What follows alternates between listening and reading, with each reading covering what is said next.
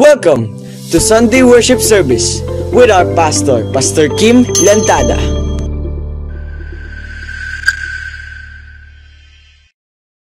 May maraming Kristiyano, mga kapatid, nananatiling Kristiyano pero hindi na nanatili sa Kristiyanong pamumuhay. Nakakalungkot ngayon yan, parang yung prodigal son, di ba? Anak pa rin naman siya, hindi mawawala yung pagiging anak eh. Kaya lang humiwalay, lumayo sa kanyang ama. Tapos nabuhay na siya na parang hindi na siya anak ng kanyang tatay. Wala na siyang pamumuhay o relasyon sa kanyang tatay kasi lumayo na siya, mga kapatid. So, I still believe, mga kapatid, lost people matter to God. Mahalaga yung mga nawawala. Especially His children, pag anak talaga tayo ng Diyos. Halimbawa, yung mga nahiwalay sa Kanya dahil sa kasalanan. Alam naman natin, for all have sinned and fall short from the glory of God. Lahat ng nilikha ng Diyos dahil sa kasalanan, nahiwalay sa Kanya. And at the same time, kahit yung mga nakabalik na sa Panginoon, mga kapatid, mga nawala pa rin sa Kristiyanong pamumuhay. Bagamat sila'y tumanggap na sa Panginoon, kaya lang tumigil na ron. Wala na naging pamumuhay. Kung imagine, lagi kong sinasabi, halimbawa, nagpakasal ka sa mapapangasawa mo. Pagkatapos, hindi na kayo nagsama, pero nagpakasal kayo. Sa batas, habang nabubuhay, mag-asawa kayo. Bagamat mag-asawa kayo, kaya lang wala na kayong pamumuhay bilang mag-asawa. Hindi kayo nagsama, hindi kayo magkasamang kumain, hindi kayo nagkasamang matulog, kaya wala kayong naging baby, wala naging anak, hindi naging isang pamilya. So parang tingin sa mga Kristiyano, ganun din. Maraming tumanggap sa Panginoon, kaya lang parang hindi na naituloy yung pamumuhay sa kanilang pagiging Kristiyano because Christianity is a lifestyle. May mga nawala rin pagdating sa mga pagdalo, sa pagtitipon, o kaya sa cell group, mga kapatid. Mga nawala rin sa paglilingkod, diba? Yung mga cell leaders. Yung iba naman, mga nawala sa ministry. O kaya iba, kahit sa pagbabasa ng salita ng Diyos, wala na rin, hindi na rin nagbabasa ng salita ng Diyos. Sa totoo lang, nakakalungkot sa isang Kristiyano pag hindi nagbabasa ng salita ng Diyos. But in 1 Peter chapter 5, verse 7, ito po yun leave all your worries with Him because He cares for you. That's why the title of this message is God's Care for Us. We know that Jesus came not just to have a vacation here on earth, okay? But Jesus came for a purpose. May layunin ang pagparito ng Panginoong Hesukristo. And what is that purpose? To redeem us. Tubusin po tayo sa ating mga kasalanan. Hindi lang yon, to renew us from our sinful life. Yung ibalik tayo sa tamang pamumuhay bilang mga anak ng Diyos, bilang mga gawa ng Diyos. And at the same time, to restore the original design of God. Yung talagang halimbawa, yung pagiging leader natin, di ba? So, ganyan tayo ginawa ng Diyos To manage, to lead, to be successful, to be victorious, to enjoy life. So yun yung gusto. Kaya sabi ng Panginoon, I came to give life, an abundant life. That is the purpose of the Lord Jesus Christ. Why He came. So He need to die on the cross. Kaya kailangan siyang mamatay sa cross, mga kapatid. And through the blood of Jesus, you are now forgiven. That's why we always declare that. You are now free. Malaya ka na, kapatid, because of the blood of Jesus. You are now healed. Pinagaling ka na sa mga sakit at karamdaman. You are now victorious. May problema, may mga pagsubok, pero malalagpasan ang lahat ng yan, mga kapatid. You are now more than conquerors. No, hindi ka lang nasa defensive mode. Nasa offensive mode ka rin, mga kapatid. You know how to destroy all the works of the devil. At hindi ka pumapayag, especially sa family mo, ay makagawa pa rin ng kaaway, makapanggulo, makapanira, makapanakaw. And we always declare that you are now with the favor of God. Talagang hindi pa rin natin kaya. Pero ang Diyos laging saklolo. Handang tumulong pa rin sa atin yan, mga kapatid. May pagtulong pa rin ang Diyos sa atin. That's favor. And you are now blessed. Pinagpala ka na, siyempre. Hindi lang yun. Channel of blessing ka pa. Sabi mo sa katabi mo, channel of blessing ka. Tingnan mo ulit katabi mo. Mukhang hindi ata ganun. Mukhang wala ata sa mga binanggit mo ito. Pastor. Bakit? Basahin natin Mark 4 verse 19. Ngunit dahil sa mga alalahanin dito sa mundo, paghangad na yumaman at paghahabol sa marami pang mga bagay, nakakalimutan nila ang salita ng Diyos. Kaya hindi namumunga ang salita sa kanilang buhay. Pansinin niyo, lahat na sinabi ko coming from the Word of God yan. Lahat ng binanggit ko, that you are forgiven, you are free, you are healed, you are victorious, you are more than conquerors, you are blessed, you are a channel of blessings with the favor of God. Lahat yan nasa salita ng Diyos. Pero parang hindi ka excited, parang hindi mo ata nakikita sa buhay mo yan, kapatid. Di ba? Parang hindi ata, pastor, ganyan ang nangyayari. Kasi nga sabi rito, dahil sa mga alalahanin dito sa mundo. Paghahangad na yumaman at paghahabol sa marami pang mga bagay, nakakalimutan nila ang salita ng Diyos. Sabi mo sa katabi mo, nakalimutan mo lang. So gusto kong tingnan natin ngayon ang talinhaga ng istorya ng prodigal son, yung alibughang anak. Ngayon sa talinhagang ito, hindi naman talaga dapat ang pagtuunan natin ng pansin ay ang prodigal son, bagamat napapansin natin yon. Pero ang dapat makita talaga natin dito, mga kapatid, ay yung pagpapahalaga ng Diyos. Dapat mas makita natin dito yung pag-ibig ng Diyos doon sa prodigal son. Hindi yung prodigal son, kung hindi yung ama mismo dito sa istorya ng talinhaga. Yung ginawa niyang pagpapahalaga at pagmamahal sa kanyang anak. Ay gusto ko sabihin sa iyo, sabihin mo sa katabi mo, mahal ka pa rin ng Diyos. Mahalaga ka pa rin sa Diyos. Nahiwalay ka man sa mga pagtitipon, matagal na hindi nakadalo, naging busy ka man, nawala ka sa sirkulasyon, nawala ka sa fellowship, sa paglilingkod, sa cell group, sa training, nawala ka sa mga gawain.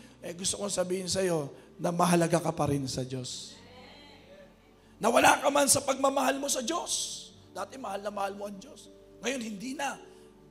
Mahal na lang, kaunti na lang, karampot na lang. Nawala yung passion mo, yung gigil mo, yung pag nagpupuri ka dati sa Lord, talagang feel mo yon. Ngayon parang hindi na. Makaawit na lang tayo, mga kapatid. Pati sa pagdalo na natin. Hindi na ganun tayo kakasigla. Makadalo na lang tayo. Pati sa paglilingkod natin. Parang hindi na, wala nang gigil. Yung paglilingkod, wala nang saya. Yung paglilingkod natin, yung ministry natin, yung pagbabasa natin ng salita ng Diyos. Kahit sa pagbibigay, manaka-naka, paminsan-minsan, occasion na lang, pag meron na lang, pag nagustuhan mo, naisipan mo, kahit yung pagdalo natin ng mga cell group, naku pati yung mga cell leader, baka hindi rin nagsa-cell group. So, gusto ko sabihin sa iyo, mahal ka pa rin ni Lord. Grabe yun, Yung nalayo ka man sa presensya ng Diyos, hindi mo na nadarama talaga. Yung presence ni Lord. O kaya talagang nagpasya ka ng tumigil sa yung spiritual na pamumuhay. Wala ka ng basic lifestyle, mga kapatid. Pero gusto kong sabihin sa iyo, mahalaga ka pa rin sa Diyos. Sabi mo sa katabi mo, mahalaga ka pa rin kay Lord. You still matter to God because God cares for you. Ang Diyos nagmamalasakit pa rin sa iyo. Tingnan natin yung context ng Luke chapter 15, verses 1 and 2. Maraming maniningil ng buwis at iba pang mga itinuturing na makasalanan ang pumunta kay Jesus upang makinig sa Kanya. Kaya nagreklamo ang mga Pariseo at mga tagapagturo ng kautusan. Sinabi nila, ang taong ito'y tumatanggap ng mga makasalanan at kumakain kasama nila. Kasi sabi ng salita ng Diyos, itong mga Pariseo na ito, mga nagre-reklamo sa ating Panginoong Hesukristo. Bakit? Kasi sabi nila, tingnan niyo yung taong yan, si Jesus. Tumatanggap ng mga makasalanan at kumakain kasama nila kasi sila hindi ganun eh. Pag sa kanila mga makasalanan, inilalayo ng mga Pariseo ang kanilang sarili. Na hindi sila sumasama, lalo na sa pagkain. Kaya nung makita nila si Jesus ang tagapagturo ng kautusan ng salita ng Diyos, na kung saan tumatanggap sa mga makasalanan, hindi tinatanggap ang kasalanan. Tumatanggap sa mga makasalanan. Okay? At kumakain kasama nila. So nagre-reklamo yung mga Pariseo. Ngayon, ano ang tugon ng Panginoong Jesucristo? We know how Jesus replies. So anong tinugon niya? Makikita natin sa 3 talinhaga rin. Yung from verse 47 about the lost sheep. Yung nawalang tupa. Tapos, kinuwento rin ng Panginoon yung the lost coin, yung nawalang coin, at saka yung the lost son. So yun, nagkwento ang Panginoong Jesucristo patungkol sa 3 ito na parable ni Jesus. Pero lahat ng yun tumutukoy doon sa pagpapahalaga ng Diyos. Yung how God cares for the lost. Are you following? So ngayon, ang Ama sa talinhaga ay naglalarawan ng talagang pag-ibig at pagpapahalaga ng Diyos sa atin. So sa ating pag-aaralan, titingnan natin kung paanong nanumbalik ang anak. And we know the story, of course, di ba? Because of the love of the Father. So why God should care for the lost people? Maaring isipin natin na naging tanong dun ni David noon in Awit 8:4. Ano ba ang tao upang iyong pahalagahan? O ang anak ng tao upang iyong pangalagaan? So, parang kay David naging katanungan sa kanya yun. Sino pa tayo talaga ba para pahalagahan ng Diyos? Siguro, minsan may ganyan tayong pakiramdam, mga kapatid, no? Na para bang in our situation, kaya hindi mo maibigay yung the best para kay Lord kasi tinitingnan mo yung sarili mo. Sino ka ba? Sino ba tayo? Sino ba ako? Ito bang gagawin ko sa Kanya? Mahalaga ba ito? Itong bagay na ito, magiging mahalaga ba sa Diyos ito? Mapapansin ba ito ng Diyos? Kaya minsan, ikaw, halimbawa, nandiyan ka sa likuran, mahilig kang umupo dyan, di ba? Ayaw mo sa unahan. Bakit? Kasi feeling mo, sino pa naman ako para umupo sa unahan? Yung wala tayong initiative, di ba? To really sit down at the front and really at the front praise the Lord and worship the Lord para talagang kitang-kita ko yung magpipreach, dinig na dinig ko talaga yung mga ngaral para talagang feeling ko malapit na malapit ako. Parang yung iba hindi ganun. Wala tayong confidence. Wala tayong kumpiyansa. Kasi parang iniisip natin, sino ba tayo? Di ba? We focus more on ourselves. So, katulad ni David, but I want you to know na kailangan mo si Lord. Kailangan mo ng Diyos .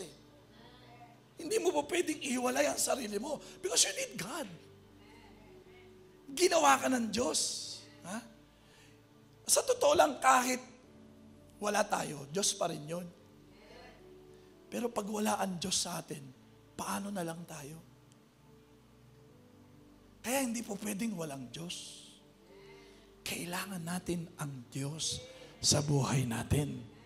Huwag mong ihiwalay ang sarili mo, mga kapatid. Every person, including you and me, we all need God. Sabi mo sa atin mo, kailangan mo ng Diyos. So, paano natin ilalapit ang sarili natin sa Diyos? Paano natin ibabalik ang sarili natin sa Diyos? Yung nahiwalay ka man sa pagtitipon sa kawan ng Diyos. O yung nawala ka man sa pagmamahal mo sa Diyos. O nalayo ka man sa presensya ng Diyos. Paano tayo babalik? How to really go back to God? Number 1, let us focus on the response of the Father. Sa talinhagang ito, dapat magtuon tayo ng pansin kung doon sa naging pagtugon ng Ama. Hindi doon sa nagawa o ginawa ng anak. So dapat ang makita natin dito, hindi doon sa ginawa ng anak, kundi doon sa ginawa ng Ama. Nakakasunod po tayo, mga kapatid? Gusto ko makita natin kung paano tumugon ang Ama dahil sa nagawa ng kanyang anak. Hindi sa nagawa ng alibughang anak sa kanyang Ama. We need to be more focused more on the Father's side. Ibig sabihin, on our God's side. Sa Diyos natin, kapatid. Kasi ganito yan . Kapag ang focus mo ay sa mga nagawa mo, ay hindi ka lalo makababalik sa Diyos. Sa mga nagawa mong pagkakamali, sa mga nagawa mong pagkakasala, at sa nagawa mong pagkabigo. Lalo na kung hindi establish sa'yo kung gaano ka kahalaga sa Diyos. Kung hindi mo nakikita kung gaano ka kaimportante sa Diyos. Kapag ikaw ay nagkamali, nagkasala, nabigo, parang hindi mo agad mailapit ang sarili mo sa Diyos. Kasi hindi mo makita kung gaano ka kahalaga sa Diyos. Kaya gusto kong sabihin ulit sa'yo, sabihin mo sa katabi mo, mahalaga ka kay Lord. Could you imagine from the very beginning how the Father responded to His Son? In verse 12, pansinin natin, sinabi sa kanya ng bunso, Ama, ibigay na po ninyo sa akin ang mamanahin ko. At hinati nga ng Ama ang kanyang ari-arian. Could you imagine that? Buhay pa yung tatay niya. Hinihingi na niya yung mana niya. Usually, bago makuha yung mana, dapat patay na. Tama?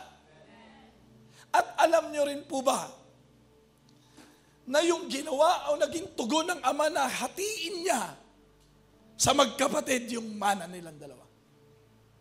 Sa totoo lang, mga kapatid, ang dapat talaga dyan ay yung 1/3 lang dapat ang mapupunta sa bunso. Pero hinati, 50-50 ang nangyari. Kasi dapat mas lamang ang panganay. Pero ang ginawa pa rin ng Ama, hinati yun, mga kapatid. Grabe yun. And in verse 13, what happened? Pagkalipas ng ilang araw, ipinagbili ng bunso ang kanyang bahagi at nagpunta sa malayong lupain. Nilustay niya roon sa mga bisyo ang lahat niyang kayamanan. Grabe yun. Ganon na lang niya nilustay yung kayamanang ibinigay sa kanya ng ama niya. Hindi nakita ng bata that time kung gaano siya pinahalagahan. Na maring inisip ng ama, baka maliit lang, kaya dinagdagan pa ng ama yung makukuha niya. Pero ano sabi ng Proverbs 20 verse 21, ang mana na kinuha ka sa bandang huli, hindi magiging pagpapala. Sabi mo sa katabi, huwag mong mamadaliin. Tandaan mo, because of the blood of Jesus, you are already blessed. Darating yan. Yung blessing sa'yo. Hindi mo kailangang madaliin yan. Huwag kang mag-alala. Huwag kang mangamba. Tandaan mo, pinagpala ka na ng Panginoon. So be like the father, not the prodigal son. That's why in Isaiah chapter 1 verse 18, sinabi pa ng Panginoon, halika kayo't pag-usapan natin ito. Kahit gaano man karumi ang inyong mga kasalanan, lilinisin ko yan para maging malinis kayo. Pisa ninyo, yung ganun, yung tugon ng Diyos sa mga taong nagkasala sa Kanya. Handa pa rin tayong patawarin ng Diyos. Ang sabi rito, gaano man karumi. Sa ibang salin, gaano man kalaki ang inyong nagawang kasalanan. Halik kayo rito at handa pa rin na kayong patawarin sa inyong mga pagkakasala. That's how God, our Father, na tumutugon sa bawat isa sa atin. Kahit ako, ramdam ko yun. Sabi ko sa inyo, testimony ko, nagmumura ako sa Diyos. Minumura ko ang Diyos, mga kapatid, matalot pag natatalo ako sa sugal. But still, pinatawad pa rin ako ng Diyos doon. Tapos ito, tuloy ang, kasi naniniwala naman ako. From the very beginning, since birth, tinawag na talaga ako bilang pastor. Amen? From the very beginning yan. Pero sa kabila ng hindi ko dahil alam yon kung ano-ano pinagagawa ko sa buhay ko. Pero in spite of that, mga kapatid, pinatawad pa rin ako ng Diyos. You know why? Because of my calling. Ganon pinahahalagahan ng Diyos ang kanyang ginawa. Ako at ikaw yun. Ganyan tumugon ang Diyos sa atin. Kaya huwag mong isipin, huwag kang mag-focus sa ginagawa mo. Hindi na ako karapat-dapat.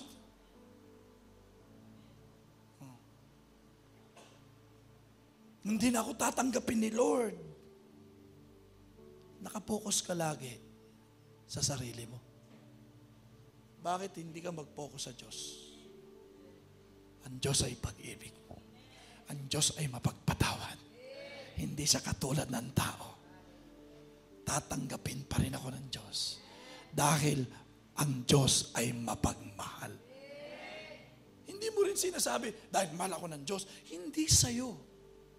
That's why when we fail, kapag tayo ay pumalpak na, hindi na natin makita ang Diyos sa buhay natin. Akala natin, hindi na tayo tatanggapin ng Diyos because we focus more on ourselves. Bakit hindi ka mag-focus sa Diyos? Ang Diyos, pag-ibig. Ang Diyos, mapagpatawad. Ang Diyos, laging nagbibigay ng pagkakataon. Amen? Palakpakan natin si Lord. Focus more on God. Kapag tayo nakagagawa ng kasalanan, ang ginagawa sa atin ng kaaway, dinadala tayo sa mga nagawang kasalanan natin. Kinakarapat dapat. Oh. Lingkod ka pa naman ng Diyos. Tingnan yung ginawa mo. Hindi ka natatanggapin ng Diyos dahil sa ginawa mo. Kaya imbis na tayo ay lumapit sa Diyos, dahil alam naman natin, ang Diyos ay pag-ibig, ang Diyos ay maunawain, ang Diyos ay mahabagin, ang Diyos ay maawain, ang Diyos ay mapagpatawad. Tinatago sa'yo ng kaaway yun. Para ano? Tingnan mo yung ginawa mo. At hindi mo makita yung ginagawa ng Diyos sa buhay natin. Para ano? Hindi tayo lumapit sa Diyos. Hindi mo makita ang Diyos sa buhay mo. Na ang pag-ibig ng Diyos ay hindi nagmamaliw. Na ang pag-ibig ng Diyos ay hindi nagbabago. Ang pag-ibig ng Diyos ay hindi nagkukulang. Walang kondisyon. Hindi dahil mabait ka, mahal ka ni Lord. At hindi ka na mabait, hindi ka na mahal ni Lord. Walang ganong kay Lord. God is love. We need to focus on that. Akala mo siguro pag nagkamali ka, palpak ka na kay Lord. No. Hindi mo kayang baguhin ng Diyos. Tayo ang binabago ng Diyos. Walang makapagpapabago sa Diyos. Ang alipugang anak, masyado siyang nakatingin sa mga nagawa niya. Kaya sabi ng verse 19, hindi na po ako karapat-dapat tawaging anak ninyo. Ibilang na lamang ninyo akong isa sa inyong mga alila. Kita nyo? Pero anong naging tugon ng Diyos? O anong naging tugon ng Ama sa alibugang anak? Verse 20. At siya'y nagpasyang umuwi sa kanila. Pansinin niyo to. Malayo pa'y natanaw na siya ng kanyang ama. Could you imagine that, ha? Malayo pa, natanaw na siya ng kanyang ama. At dahil sa matinding awa, ay patakbo siyang sinalubong nino ng ama. Niyakap at hinalikan. Alam niyo, ang tagal ko na nababasa to, pero nagliwanag sa akin itong malayo pa natanaw na siya. You know, anong pang-uusap sa akin ng Lord dito mga kapatid? Yung kahit malayo pa raw. Hindi maiksi ang kamay ng Diyos eh. Hindi limitado ang tanaw, natatanaw ng Diyos. Kita ng Diyos ang lahat eh. Mga kapatid, yung hindi ka man katulad ng panganay na anak. Na araw-araw nakasama pa rin. Malapit pa rin. Kaya yun ang itinampo ng panganay na anak eh. Ako itong lagi niyong kasama eh. Araw-araw eh. See? So minsan, mapapansin natin dito, malayo pa tanaw na siya eh.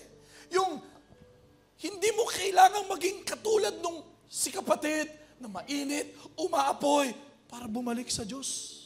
Hindi. Kahit papaapoy pa lang. Yung nagpasya ka pa lang bumalik, kita ka na ng Lord.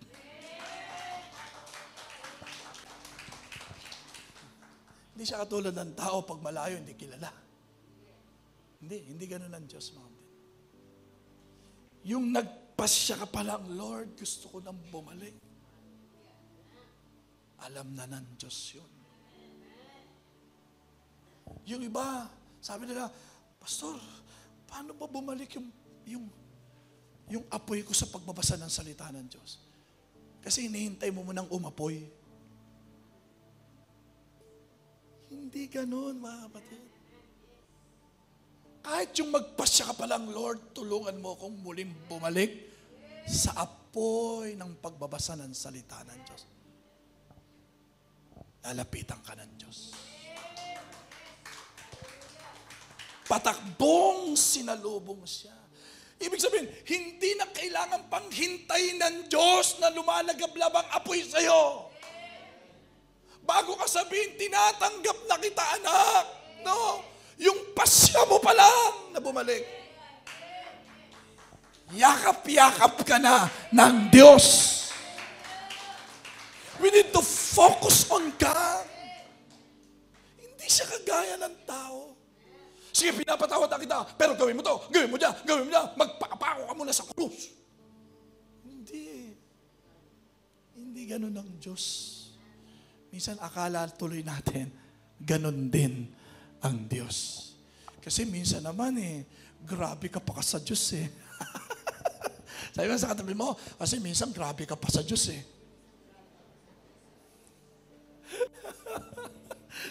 Di ba?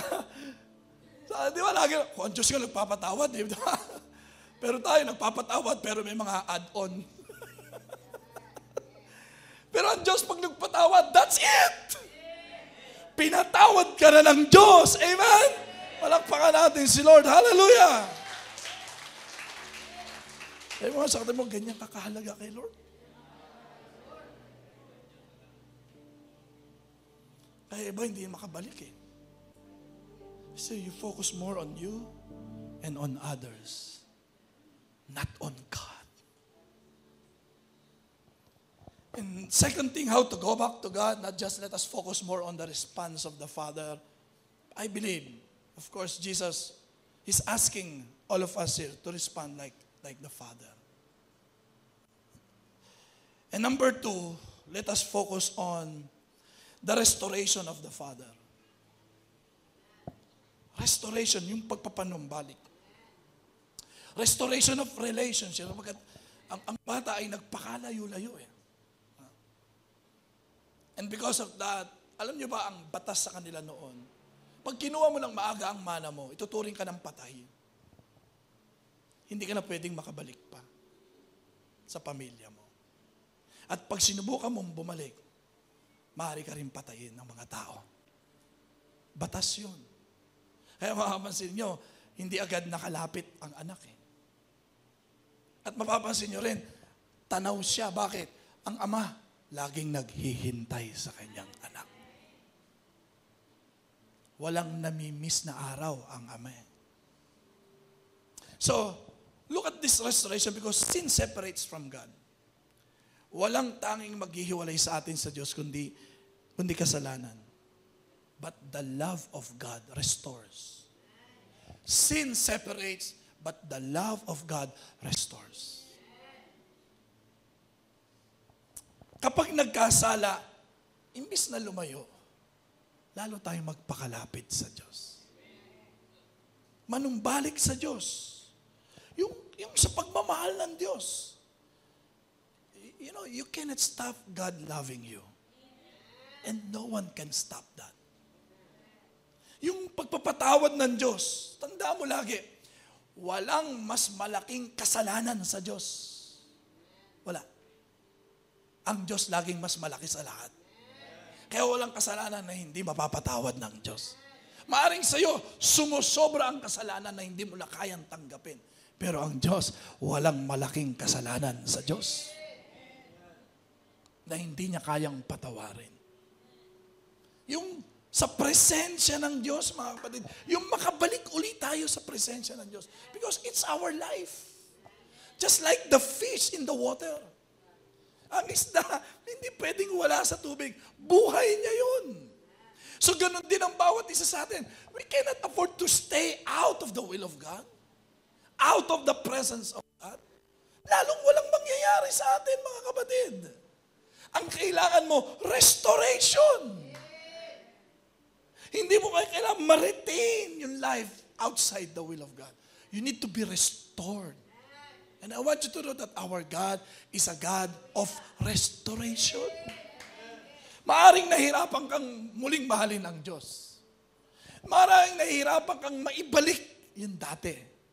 Maaring nahihirapan ka dahil sa mga nagawa mong kasalanan o sa tingin mo napakabigat niyan. O maaring nahihirapan kang talagang makabalik sa Diyos. Kaya, I suggest, hindi sa pagmamahal mo kundi sa pagmamahal ng Diyos. Talagang pagmamahal natin nawawala Even in a relationship, in marriage, love is not the secret to sustain your marriage. Nawawala yan Bakit? Ba't natin sabi? Lahat halos na nagpakasal, nagsabing nagmamahalan naman talaga. Pero lahat ng totoong nagmahalan sa isa't isa, hindi rin natiling nagsama, naghiwalay din. Only the love of God sustain us. Tanging pag-ibig talaga ng Diyos. Kaya huwag kang mawawala dyan. Pag nawala ang pag-ibig ng Diyos, everything follows. Nahihirapan lang tayo, mga kapatid. So, hindi sa iyong pagmamahal ang focus. Always focus on the love of God. Kasi nawawala ito. Kunting problema ka, nawawala na Pero ang Diyos, kahit anong problema, hindi nawawala ang pagmamahal ng Diyos sa atin. There is always restoration. Nawala man, pwedeng ibalik. Hindi ikaw, kundi ng Diyos. Hindi sa iyong kasalanan, kundi sa pagpapatawad ng Diyos. No one is perfect Nagkakasala tayo, di ba? Pero God can restore us. Because there is forgiveness. Because God is a forgiving God. Huwag sa iyong kahinaan, kundi sa kalakasan ng Diyos. Ang Diyos hindi nangihina Tayo nangihina tayo. Pero ang Diyos hindi. Kaya merong restoration lagi. Hindi nababawasan ng Lord. Hindi nauubusan ang Diyos. Hindi. Napansin nyo nung magpakain ng Panginoong Jesucristo mula sa 2 isda at 5 tinapay? Napakain ng lahat. Imagine nyo, how did that happen? Nang ibigay sa Panginoong Jesucristo ang 2 isda at 5 tinapay para pakainin ang 15 hanggang 20,000 tao that time. Papakainin mo yung ganong karaming tao mula sa 2 isda lamang at 5 tinapay at ibinigay sa Panginoong Jesucristo nang ipanalangin. Anong sinabi ng Panginoon? Tinawag yung 12 alagad. Tapos anong ginawa ng Panginoon sa 2 isda at 5 tinapay? Pinagpira-piraso ng Panginoon. Pinagkasya sa 12 alagad. Hinati yung ulo, hinati yung katawan, hinati yung puntot. Pinagkasya yung tinapay sa 12. Pagkatapos ano sabi ng Panginoon? Pakainin nyo sila. Kayo kaya ang alagad. Hawak mo kalahating ulo. Kalahating buntot. Tapos sabi sa'yo ng Panginoon, pakainin mo. Pakainin nyo yung 20,000. Tapos ang hawak nyo hindi na buo. Naintindihan nyo? Hindi na buong isda, hindi na buong tinapay. Pira-piraso na yung hawak ng bawat alagad. Tapos sabi ng Panginoon, pakainin nyo. How can you obey that time with that kind of situations? Pero sumunod. Bakit? Ang focus nila, si Jesus. Hindi na rito Kaya habang pinamimigay nila, hindi sila nakatingin. Kasi kung titingnan nila yon, paano may pamimigay yung hating ulo? Tapos ang dami pa nun. Hindi naman langgam yun. Mabigyan mo kaya ng kalahating ulo?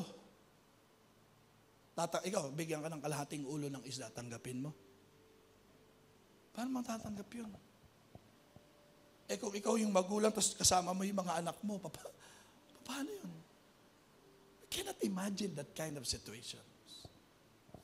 Pero, pasin nyo, habang pinutol nung alagad yung ulo, ibinigay doon, ang tingin niya si Jesus. He focuses on God. Kaya nung binigay niya, hindi kalahating ulo yun. Na-transform yung biyak na ulo. Lumabas ang isa pang ulo. Lumabas ang katawan. Lumakas ang buntot. Buong isda ang tinanggap ng tao.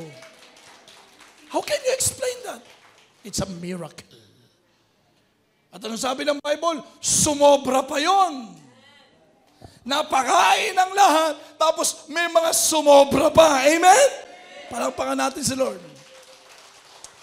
Grabe yan. May restoration. Bakit? Hindi naman nauubusan. Yung langis, hanggat may lalagyan, pinupuno ng langis. Kailan tumigil ang tulo ng langis mula sa maliit na bote? Habang tinutulo hanggang may lalagyan, napupuno. Hindi na uubos. Kailan lang tumigil ang tulo ng langis in the Old Testament? Nung puno na ang lahat ng lalagyan. Anumang nawala sa atin, kayang ibalik ng Diyos. Because God is a God of restoration. Kaya sabi ng verse 18, babalik ako sa aking Ama at sasabihin ko sa inyo, Ama, nagkasala po ako sa Diyos at sa inyo. Importante kung kanino tayo babalik eh. Tanda mo, ang una mong balikan, ang Diyos. Hindi agad ministry. No. Siguraduhin mo, sa pagbabalik mo, sa Diyos ka babalik. Sa pagmamahal ng Diyos. Sa presensya ng Diyos. Kaya in verse 21, sinabi ng anak, Ama, nagkasala po ako sa Diyos at sa inyo. Hindi na po ako karapat-dapat na tawaging anak ninyo. Yan ang nagagawa ng kasalanan, di ba? Dinadala tayo sa pagkabaksak at pagkahiwala. Yung maling pagtingin sa sarili natin. Kaya dapat sa Diyos ang tingin. Huwag mo simulan kasi sa sarili mo. Pag sinimulan mo sa sarili mo, magiging mali ang tingin mo sa Diyos. Simulan mo sa Diyos, magiging tama ang pagtingin mo sa sarili mo. You need to see yourself how God sees you. Don't see God how you see God. No. Huwag mong tingnan ang Diyos ayon sa tingin mo.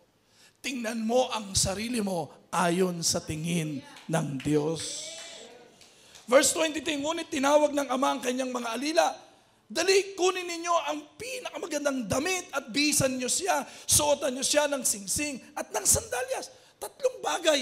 Yung mga nawala sa libong ng anak, pero ibinalik ng Diyos. Ano yun? Yung damit. Sapagkat for how many days, for how many months na iwala yung bata, wala nang maisuot.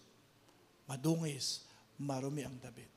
Pero kinuha siya ng panibagong damit, isinuot muli sa kanya.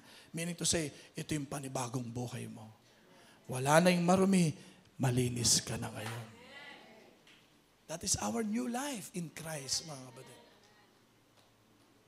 If anyone is in Christ, he is a new creation. All things have passed away. Behold, new things has come. In God, with God, there is always opportunity. Ang Diyos laging nagbibigay sa atin ng pagkakataon, mga kapatid. Maaring wala ka ng pagkakataong makita sa sarili mo, pero ang Diyos punong-puno ng pagkakataon na ibinibigay sa atin. Yung sing-sing, hallelujah. It talks about authority. Kasi ang sing-sing, mga anak lang ang meron nun. Wala yung mga alila. Ipinapakita, ibinabalik muli yung pagtanggap sa Kanya. You're still members of this family. Inihiwalay mo man ang sarili mo, pero hindi nahiwalay ang pagiging anak mo rito. Anak ka pa rin ng Diyos. Ikaw pa rin yung mahalagang nilikha ng Diyos. You're still precious to God. Sabi mo, precious ka pa rin kay Lord. Minsan pag galing tayo sa pagkakasala, galing tayo sa pagkabaksak, when we more focus on ourselves, parang, wala pa rin, di ba? Parang nahihiya ka pa rin. You still have the authority. Yung sandalyas, isinuot kasi panyapak na. Wala na siyang masuot eh. Nakayapak na yung bata eh. Pang-alipin yun eh. Sa bahay, hindi pinagsusuot ng sandalyas yung alipin. Mga anak lang ang may sandalyas. Sabi niya, ituring niya na po ninyo akong alipin, sabi ng alibugang anak. Ganun ang kasalanan eh. Dinadala ka sa pagiging maliit ang tingin mo sa sarili mo. Pero sinuotan pa rin siya ka ng kaya. Nirestore pa rin yung sandalyas na. Ano ibig sabihin? Isa ka pa rin malaya. Magagawa mo pa rin ang nais mo. Freedom. You are not a servant. Pinalalaya ka na. Wala ka na sa dating buhay, bagong buhay na ito. At malaya ka na bilang anak ng Diyos. So itong story ito, nagpapakita ng panawagan sa atin ng Diyos ng panunumbalik. Hindi mo kailangan manatili dyan. Bumalik ka sa Diyos. Ano mga nawala, kayang ibalik ng Diyos yan, mga kapatid. Higit pa sa ating inaasahan. Remember si Job, nang mawala ng maraming bagay, sa huli, ibinalik pa rin ng Diyos. Higit pa sa kanyang inaasahan, mga kapatid. Amen? Because of the death of our Lord Jesus, sa pamamagitan ng kamatayan ng Panginoon sa Kristo, tandaan natin lagi, tayo ay maaaring makabalik sa Diyos. Anumang oras gusto natin bumalik sa Diyos, let us take that opportunity, mga kapatid. It is a call for restoration. He can restore. Ano man niyang mga nangawala sa iyo, pwedeng ibalik ng Diyos yan. Sabi mo sa katabi mo, ibabalik ni Lord yan. So let us focus on the response of the Father and let us focus on the restoration of the Father. And number 3, let us focus on rejoicing of the Father. Tingnan natin sa verse 23 to 24. Katayin ninyo ang pinatabang guya at tayo'y kumain at magtiwang. Sapagkat ang anak kong ito ay namatay na, ngunit siya ay nabuhay, nawala, ngunit muling natagpuan at silangay nagdiwang. Focus on rejoicing. Hindi ka pagagalitan ni Lord. Hindi ka sisisihin ni Lord. Because in Jesus Christ, there is therefore now no condemnation. In God, there is no condemnation. Because of our Lord Jesus Christ. Alam niyo ba sa langit, dalawa lang nagkakaroon ng pagdiriwang? Una, kapag may nanampalataya sa ating Panginoong Jesucristo. Kapag may nananampalataya sa Panginoong Jesucristo, kapag may nagsusuko ng kanyang buhay sa Panginoon at tanggapin si Jesus bilang Panginoon tagapagligtas, heavens are rejoicing. With God, all angels are rejoicing. At pangalawa, yung mga nanonumbalik sa Kanya. Na dating narito ka na wala, pero muling bumalik, heavens are rejoicing.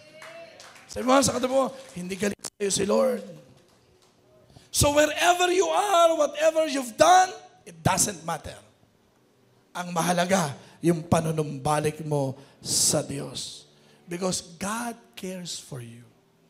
Sabi mo sa katabi mo, God cares for you.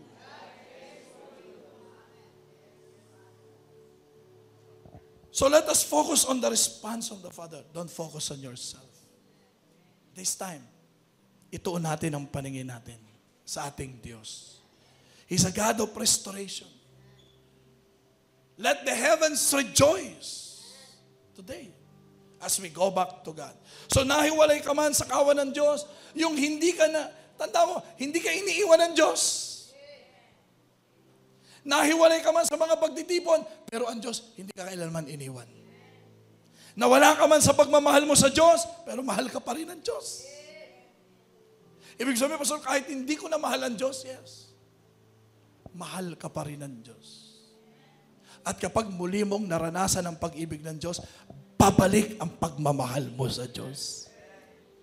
Pero hanggat hindi babalik ang pagmamahal ng Diyos sa iyo, mahirapan tayong mahalin ng Diyos. Because the Word of God says, He first loved us. Ang Diyos ang unang nagmahal sa atin, kaya natuto tayong magmahal. Nalayo ka man sa presensya ng Diyos, tandaan mo, nasa puso ka pa rin ng Diyos. Hindi ka nawawalay sa puso ng Diyos. Amen? Let us all stand up. Hallelujah.